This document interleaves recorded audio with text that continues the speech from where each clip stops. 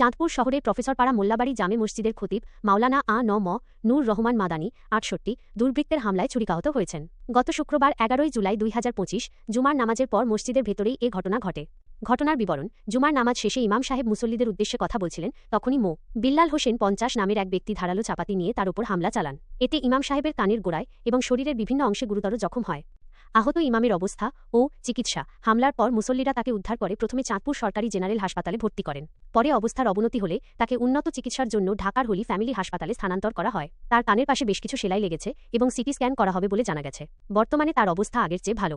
হামলাকারী ও মামলা: হামলাকারী বিল্লাল হোসেনকে ঘটনার পরপরই মুসল্লিরা আটক করে পুলিশে সোপর্দ করেন।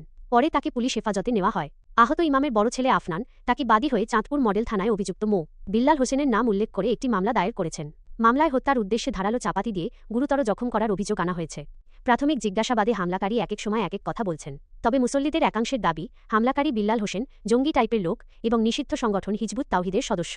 কিছুদিন আগে এক খুতবা নিয়ে ইমামের ওপর তার ক্ষোভ ছিল বলে ধারণা করা হচ্ছে।